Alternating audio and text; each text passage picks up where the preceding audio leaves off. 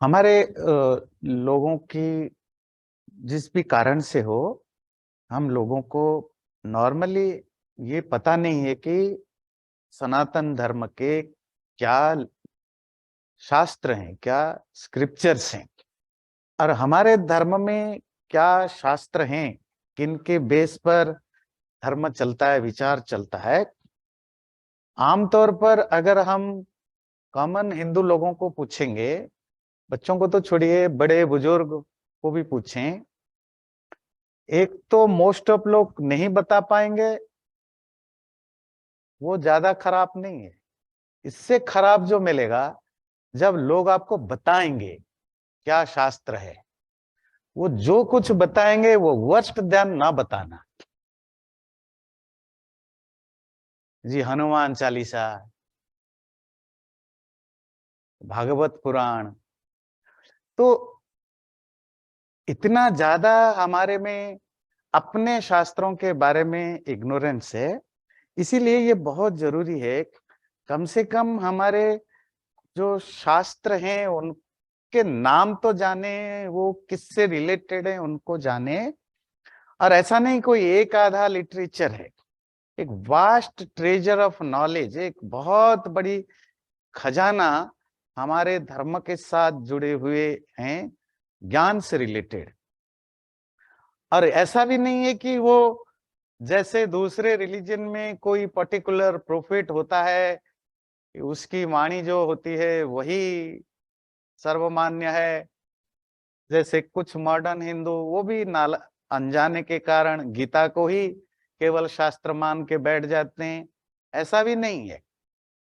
यहाँ हजारों हजारों ऋषियों ने, तपस्वियों ने, जिन्होंने जीवन में एक्सपेरिमेंट किया, अलग अलग तरीके से एक्सपीरियंस किया, अलग अलग तरीके से, और रियलाइज किया, वो जो ज्ञान, जो उनकी अनुभव रियलाइजेशन के बेस पर है या एक्सपेरिमेंट प्रयोग के बेस पर है, वो उसी के बेस पर हमारी शास्त्रों के एक बहुत बड़ा ट्रेजर बना।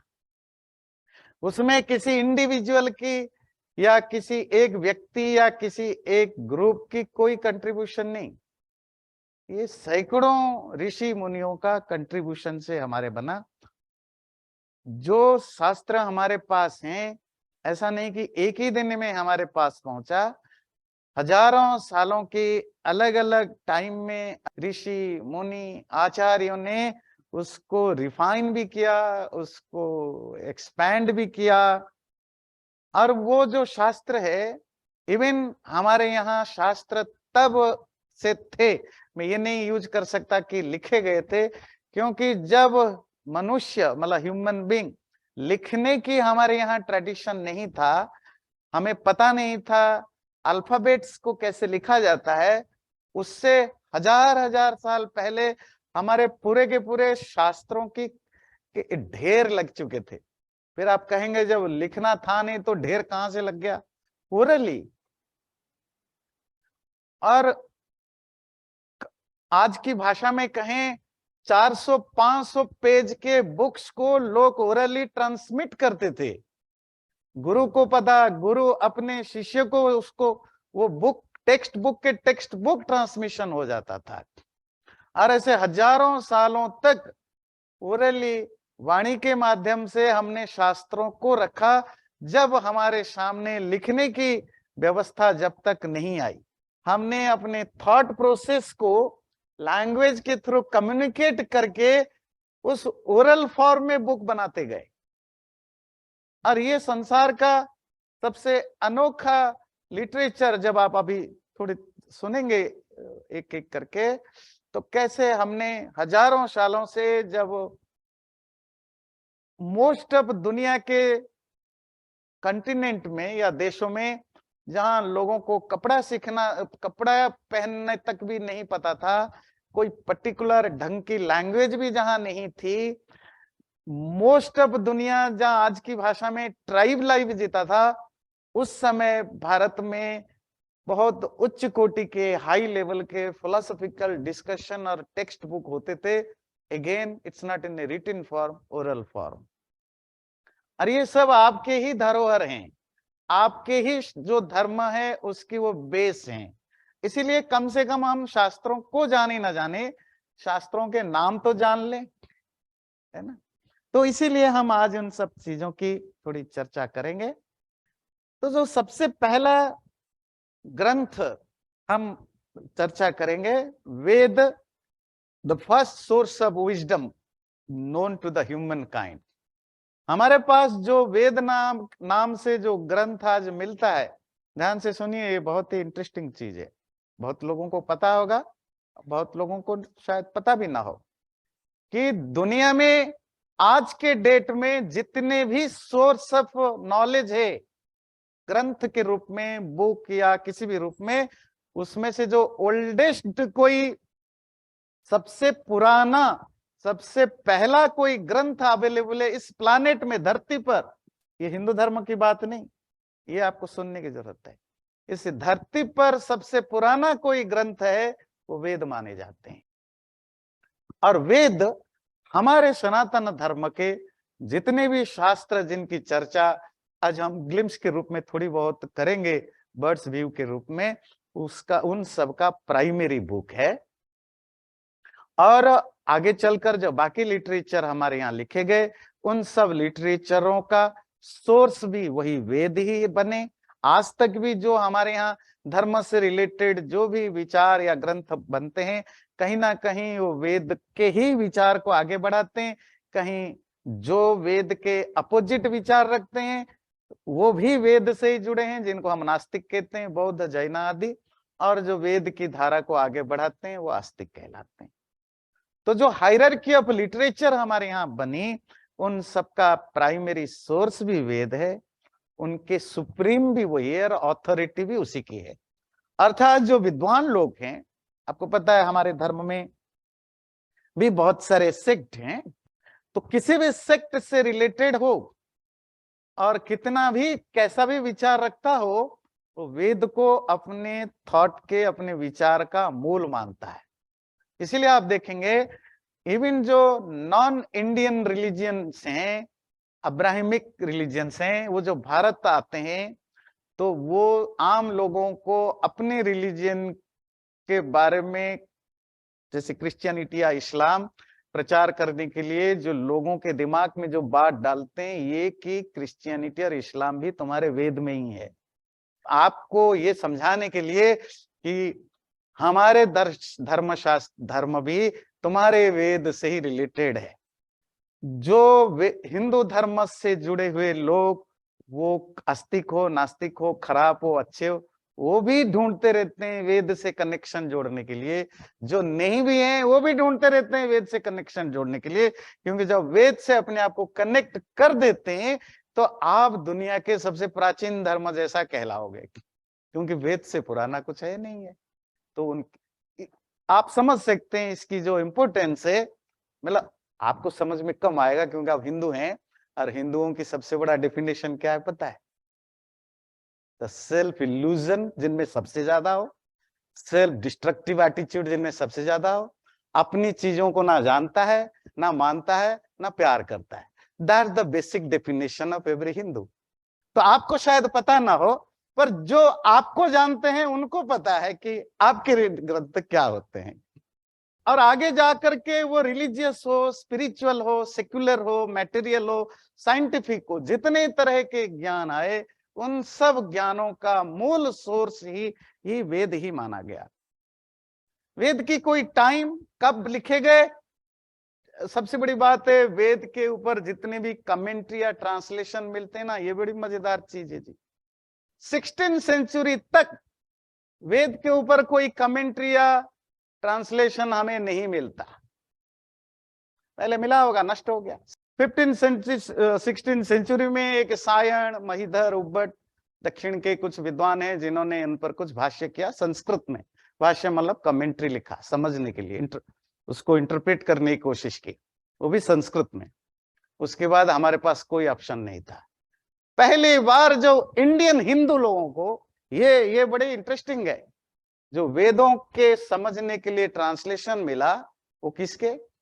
इनके नाम सुनिए, ग्रिफिथ, विंटरनिट्स, मैकडोनल, मैक्स मुलर, ये नाम समझ में आ रहा है? कौन से हिंदू लोगों का नाम है ये? हाँ, ये है हिंदू लोग। हाँ। ये जर्मन है, फ्रेंच हैं, ब्रिटिश हैं। मैंने तो 5-7 बताया, ऐसे दर्जनों, जिन्होंने फ्रेंच में, जर्मनी में, इंग्लिश में ट्रांसलेशन किया। तब जो ब्रिटिश गवर्नमेंट थे उनके द्वारा उनको स्पॉन्सरशिप दिया गया। उनके पैसे से उन्होंने ऑक्सफोर्ड में बैठ के, उधर बैठ के इसको ट्रांसलेशन किया। आज भी भारत में जो स्कॉलर्स होते हैं वेद के, उनको ये सब ट्रांसलेशन, अब उनकी इंग्लिश और फ्रेंच, जर्मनी की भी हिंदी ट्रांसलेशन मिलने लग गया, उसको पढ़ना पड़ता है। देसी ट्रांसलेटर रेयरली मिलते थे। वो तो शुक्र करो 19वीं सेंचुरी की शुरुआत में महर्षि दयानंद आए, जिन्होंने पहली बार हिंदी में ट्रांसलेशन किया। उसके बाद महर्षि अरविंदो ने भी कुछ ट्रांसलेशन किया। अब तो बहुत सारे ट्रांसलेशन मिल जाता है। गुजरात के पारडी के एक हैं सातवलेकर जी, उनके भी ट्रांसलेशन है। अब आम दूसरे जो रीजनल लैंग्वेज में भी ट्रांसलेशन मिलता है। तो आप समझ पाते हैं कितने जरूरी है हमें अपने लिटरेचर के बारे में कम से कम जानना। दुनिया आपके शास्त्रों को ट्रांसलेट करता है खुद पढ़ने के लिए, हमें पता ही नहीं कि ऐसा भी कुछ लिटरेचर हमारे यहाँ होता है। तो बाय द वे मैं कह रहा था वेद की डेट और टाइम क्या है।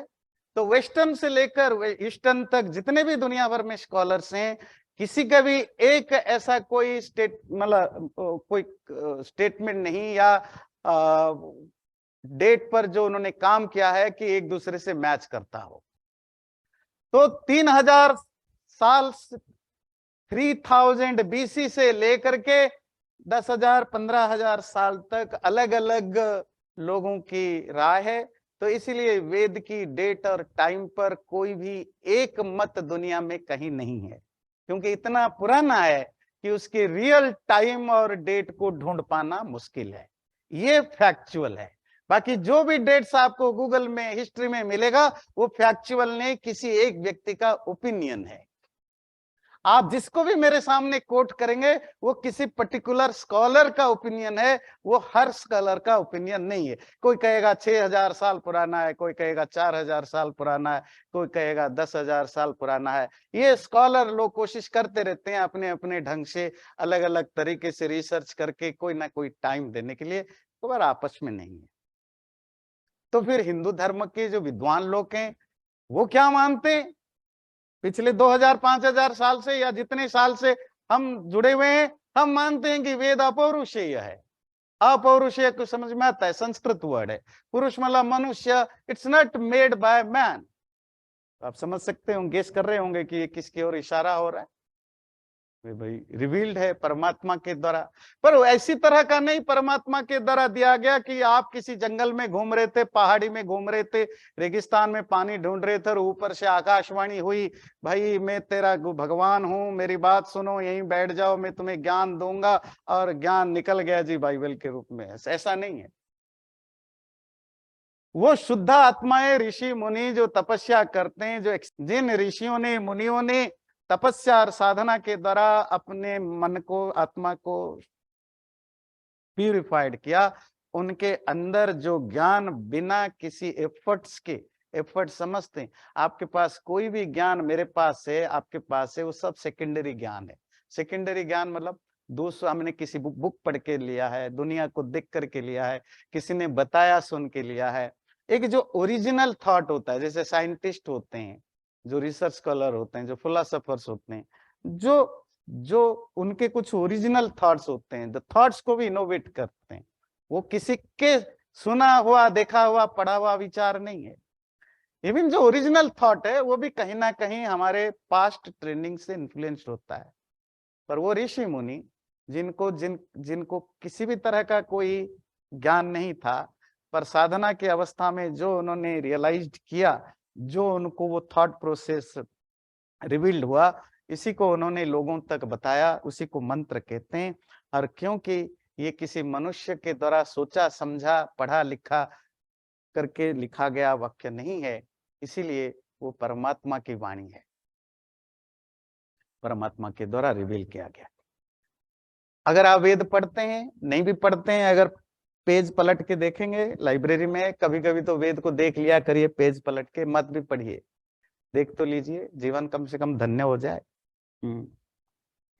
तो उसमें देखेंगे हर पेज के ऊपर, मंत्र के ऊपर, चैप्टर के ऊपर 3 चीजें आपको मिलेगी, ऋषि, छंद और देवता।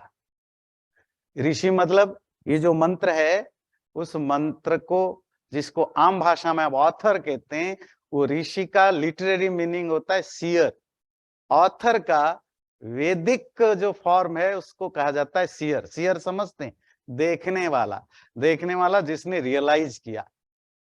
ऋषि कभी ये दावा नहीं कर सकता है कि मैंने ये सोचा, ये मेरा विचार है, मैं लिख रहा हूं। वो हमेशा कहता है मेरे माध्यम से, आई एम जस्ट इंस्ट्रूमेंट, मेरे थ्रू ये ज्ञान प्रकट हुआ। जिस ऋषि के थ्रू वो ज्ञान आप तक पहुंचा, उस ऋषि का नाम ऊपर लिखा होता है। और छंद, ये एक इंपॉर्टेंट फैक्टर है, आम लोगों को कम समझ में आएगा। हर मंत्र जो होता है उसके एक पर्टिकुलर मीटर होता है, प्रोसीडी होती है। उस छंद का, उसका एक साइंटिफिक या ग्रामेटिकल उसके यूज होता है। दूसरी देवता। देवता सुनते ही आप क्या समझेंगे? दुर्गा देवी, काली देवी, विष्णु देवता? नहीं, वेदों में देवता शब्द का अर्थ होता है सब्जेक्ट मैटर। दोबारा सुनिए, सब्जेक्ट मैटर मतलब जैसे होता है ना, इस बुक का सब्जेक्ट क्या है, अगर आप वैदिक भाषा में पूछें इस वेद की देवता क्या है। सपोज किसी मंत्र की देवता लिखा है डंडा, लाठी, तब क्या अर्थ करेंगे? मतलब आजकल के जो अधपढ़ हिंदू हैं वो तो कहेंगे अच्छा लाठी भी देवता, चलो भाई आरती लाओ, थाली लाओ, पूजा करनी शुरू करें, जय लाठी माता, जय लाठी दे, शुरू हो जाएंगे आरती करना। वो लाठी का मतलब उस वहां किसी डंडे के बारे में कोई बात लिखी गई, दैट्स इट। मतलब आरती थाली लाने की जरूरत नहीं है। बात समझ आती है? अगर किसी मंत्र में देवता है गुस्सा, तो वो गुस्सा कोई कोई देवा नहीं है, गुस्सा टॉपिक है उस मंत्र का, उस चैप्टर का। गुस्सा उस चैप्टर का देवत सब्जेक्ट है। कहीं है पति पत्नी, मतलब मैरिड कपल कैसे होना चाहिए, कैसे बिहेव करना चाहिए, वही सब्जेक्ट है। वो पति पत्नी देव देवता नहीं, क्या आरती उतारेंगे? ये वैदिक वैदिक शब्द होते हैं। तो वो जो ऋषि है वो वेदों के ऑथर नहीं है, वो वेदों को हमारे तक पहुंचाने वाले इंस्ट्रूमेंट्स हैं, सीयर्स ऑफ ज्ञान है। वेद की भाषा क्या है? संस्कृत है। मतलब वो संस्कृत नहीं जिस संस्कृत में आज जो संस्कृत लोग पढ़ते हैं, या जिस संस्कृत में आपकी लाइब्रेरी में करोड़ों बुक्स भरे पड़े हैं संस्कृत में लिखे गए, उस संस्कृत में वेद नहीं लिखे गए हैं, बताए गए हैं। वेद जिस समय हमारे सामने प्रकट हुआ, उस समय की जो भी लोक भाषा थी, लोक भाषा समझते हैं, उस समय के आम लोग जिस लैंग्वेज में कॉमनली बोलते थे, उसी लैंग्वेज में ऋषि ने अपनी बात को हमारे तक बताया। वो लैंग्वेज जिसको आज संस्कृत कहते हैं, उस समय उसकी नाम था भाषा। इसकी ओरिजिनल नाम था भाषा। भाषा हिंदी में भाषा का मतलब लैंग्वेज होता है, और इस लैंग्वेज की नाम भी भाषा ही थी। और इसीलिए थी क्योंकि उस समय कोई और लैंग्वेज नहीं था। जब दुनिया में कोई एक ही चीज हो, उसका कोई नाम नहीं पड़ता, नाम पड़ता है डिफरेंशिएट करने के लिए।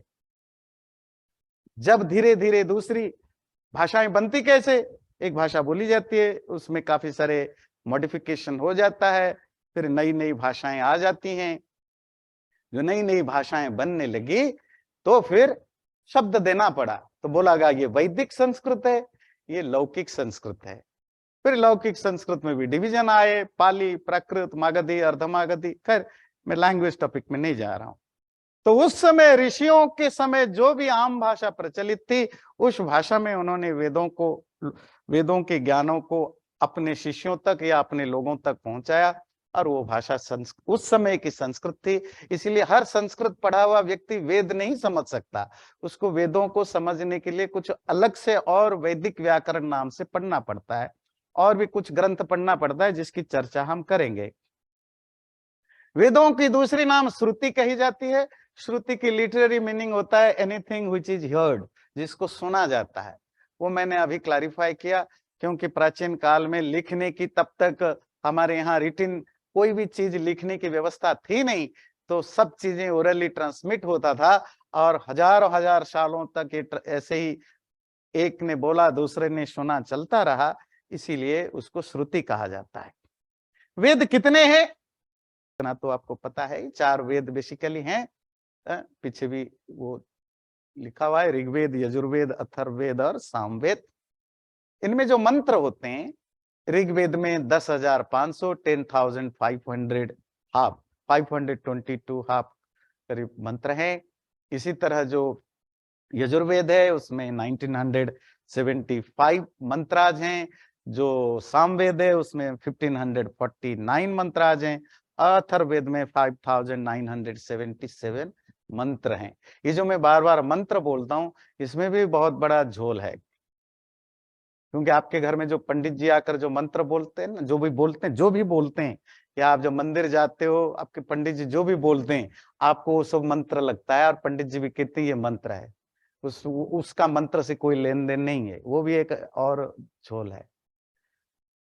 हमारे धर्मों में वेद की वाणी को, जो भी सेंटेंस या जो भी वाक्य वेदों के हैं, उन्हीं को ही मंत्र कहा गया।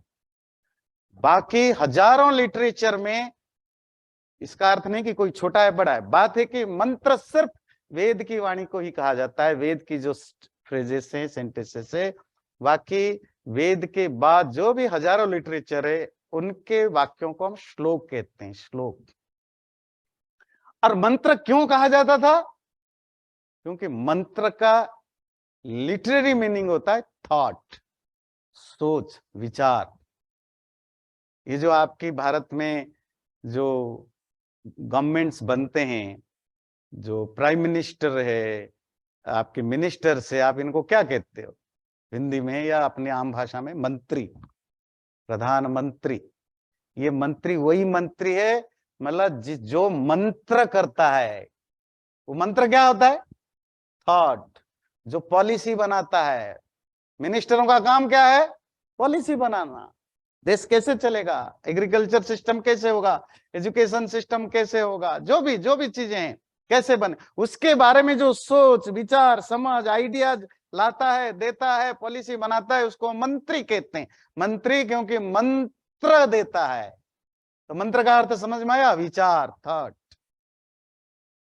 और वेद की मंत्र मतलब विचार। इसको सुनने से पुण्य नहीं होता, जैसा कि आपको बताया जाता है, इसको पढ़ने से ज्ञान होता है।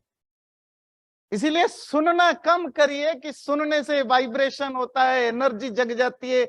आज के लिए नया प्रोपागंडा चलता है, वाइब्रेशन। ओहो, क्या पॉजिटिव वाइब्रेशन आएगा, नेगेटिव वाइब्रेशन दूर हो जाएगा। वो भी गधों को उल्लू बनाने के लिए, उल्लुओं को गधे बनाने के लिए नए नए सगुफे हैं।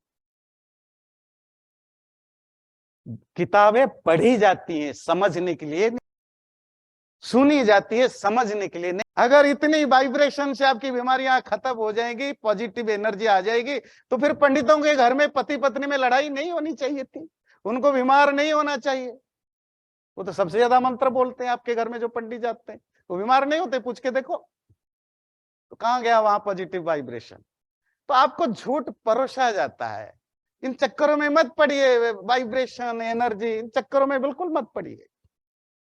सीखना है सीखो, पढ़ना है पढ़ो, समझो, जिंदगी में कुछ उतार सकते हो करो। बाकी अगर नहीं पढ़ना है मत पढ़ो, पर ये ड्रामा मत करो। नहीं, मंत्र समझने के लिए थोड़ी है, मंत्र तो हमने सुबह उठ के लगा दिया, हा, घर का पॉजिटिव एनर्जी हो गई। कॉफी पीने के बाद पति पत्नी में फिर शुरू हो गई लड़ाई, तो कहां गई जी पॉजिटिव एनर्जी? अभी तो मंत्र सुन रहे थे, ओम त्रयंबकम, आधे घंटे से त्रयंबकम चल रहा था। घर तो पॉजिटिव एनर्जी से भर जानी चाहिए, फिर लड़ क्यों रहे हो? अपने घर में एक्सपेरिमेंट करके देखो कितनी पॉजिटिव एनर्जी होती है। मंत्र पढ़ो, समझो। जैसे साइंस पढ़ते हो, हिस्ट्री पढ़ते हो, पॉलिटिकल साइंस पढ़ते हो, इकोनॉमिक्स पढ़ते हो, कुछ भी पढ़ते हो, शास्त्रों को पढ़ने से फायदा होता है, केवल मंत्र सुनने से नहीं। चलिए आगे चलते हैं। ये 4 वेदों के बाद जो अगला ग्रंथ आते हैं, वैदिक साहित्य, अर्थात वो लिटरेचर जो वेदों के बाद वेद को समझने के लिए या वेदों में बताए गए चीजों का एक एस्पेक्ट को एलाबोरेट करने के लिए लिखे गए। ये मनुष्यकृत है, ये मतलब ऋषियों ने जिसको सोचा समझा और लिखा।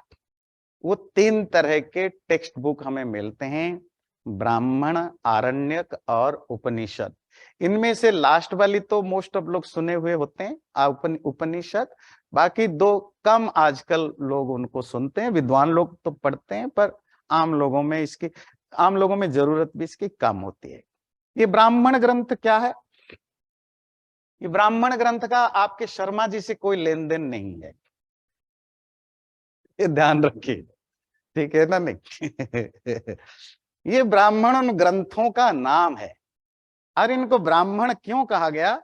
ब्रह्म का, वैसे मैं पूछूं ब्रह्म का क्या अर्थ है, 100% उत्तर देंगे परमात्मा। और कुछ और होंगे जो ज्यादा पुराणों को मानते हैं, कहेंगे ब्रह्मा जी जो क्रिएटर है। पर इनमें से कोई सेंस में ये नहीं है। ब्रह्म के बहुत सारे अर्थ होते हैं। ब्रह्म का मतलब परमात्मा भी है, ब्रह्म का अर्थ ज्ञान, नॉलेज को भी ज्ञान पर ब्रह्म कहते हैं। आप जो खाना खाते हो अन्न, उसको भी ब्रह्म कहते हैं।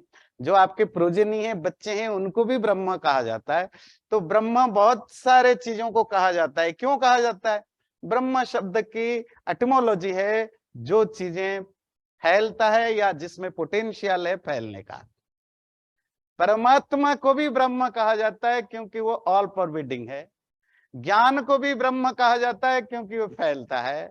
बच्चों को भी ब्रह्म कहा जाता है, वो भी फैलते हैं। आप कहेंगे कैसे फैलते हैं? आप 2 बच्चे पैदा करके 500 साल के बाद वापस आना, पूरी गांव बसी होगी। और जो गांव बसी भी है, वो 500 साल पहले किसी व्यक्ति के 2 ही बच्चे रहे होंगे। तो फैलते ना? नहीं फैलते। वो अलग बात है, आप आजकल कंट्रोल कर लेते हैं, पर उसके बावजूद फैलता तो है ना। ये प्रोजेनी की डेफिनेशन है, आप, है ना? इसीलिए उसको भी ब्रह्म कहता है, पुत्रो वही ब्रह्मा। पुत्र मतलब संतान। अन्न को भी ब्रह्म कहते हैं। यहां ब्राह्मण किसको कहा? ब्रह्म से रिलेटेड लिटरेचर। ब्रह्म यहां ज्ञान को कहा। और उस समय ज्ञान के नाम पर सिर्फ 4 ही ग्रंथ थे, ऋक, यजुर, साम, अथर्व, अर्थात 4 वेद। तो वो 4 वेदों को समझने के लिए जो उसके बाद के लिटरेचर लिखे गए, उनको ब्राह्मण ग्रंथ कहा गया। आज की डेट में हमारे पास सिर्फ 19 ब्राह्मण ग्रंथ मिलते हैं। सैकड़ों ब्राह्मण ग्रंथ थे, वो सब ऑलमोस्ट नष्ट हो गए हैं, लॉस्ट हो गए हैं। बहुत सारे रीजन है जो मिलते हैं, उनकी थोड़ी नाम आपके कान में डाल देता हूं। मुझे पता है इससे कोई फायदा नहीं, पर कोई कम से कम कान में तो पड़ जाए। ऐतरेय ब्राह्मण, तैत्तिरीय ब्राह्मण जो ऋग्वेद से रिलेटेड है। शतपथ ब्राह्मण जो यजुर्वेद से रिलेटेड है। तैत्तिरीय और मैत्रायणी ब्राह्मण जो कृष्ण यजुर्वेद से रिलेटेड है। और सामवेद में के बहुत सारे 11 करीब ब्राह्मण ग्रंथ हैं, छोटे छोटे, पर मैं 4-5 दे दूं। तांड्य ब्राह्मण, षड्विंश ब्राह्मण, दैवत ब्राह्मण, आर्षय ब्राह्मण, बस इतना में रुकता हूं, नहीं तो आप बोर हो जाएंगे।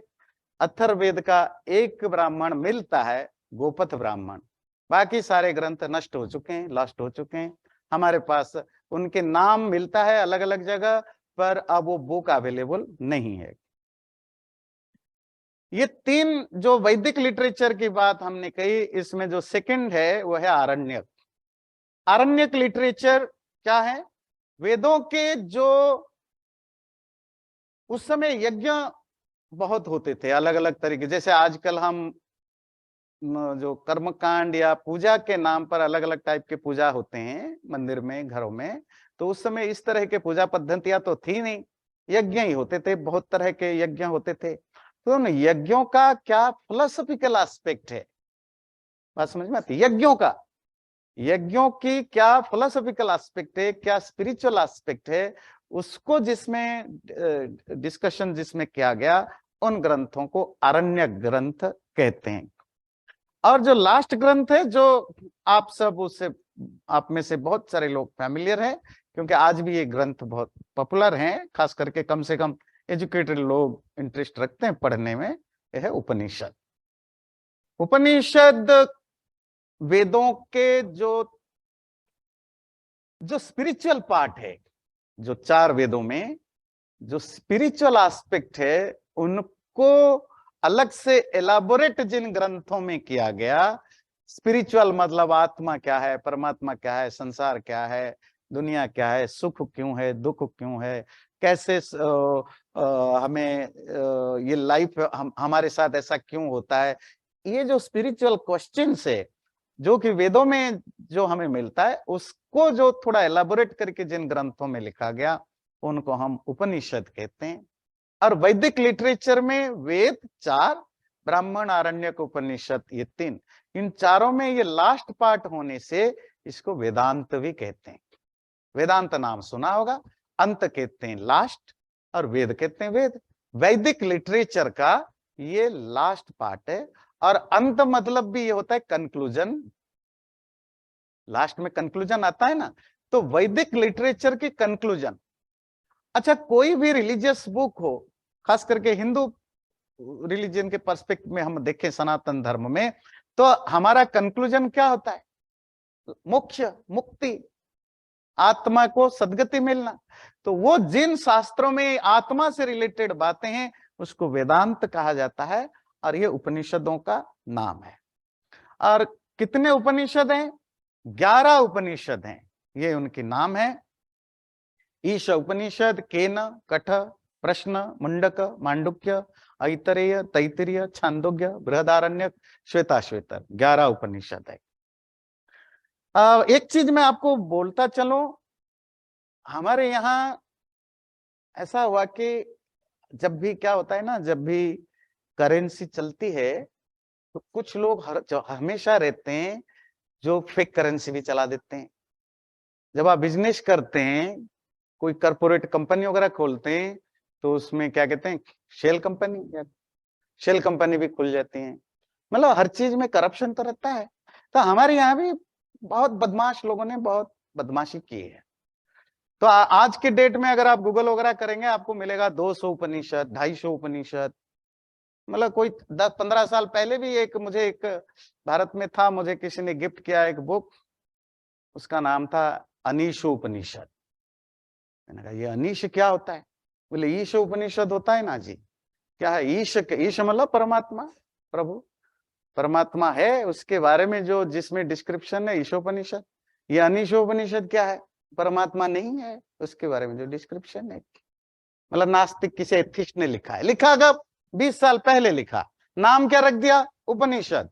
और आपके जैसे, हमारे जैसे भोले वाले क्या सकते हैं, अच्छा 201 उपनिषद बने, अच्छा ये भी हमारा ही शास्त्र है।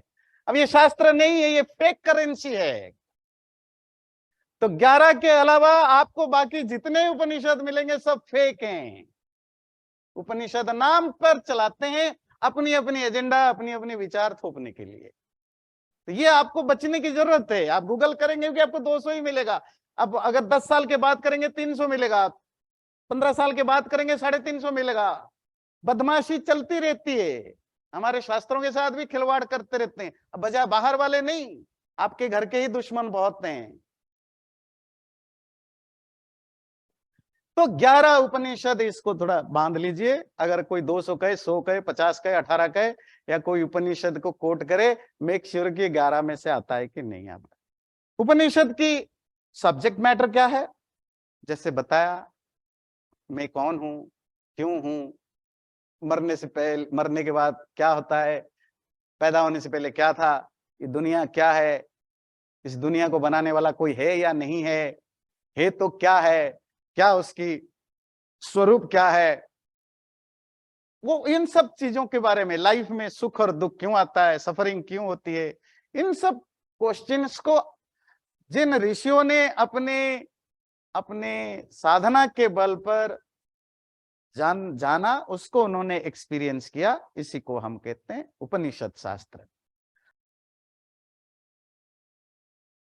चैनल को सब्सक्राइब जरूर करें, और वीडियो अच्छा लगे लाइक भी जरूर करें।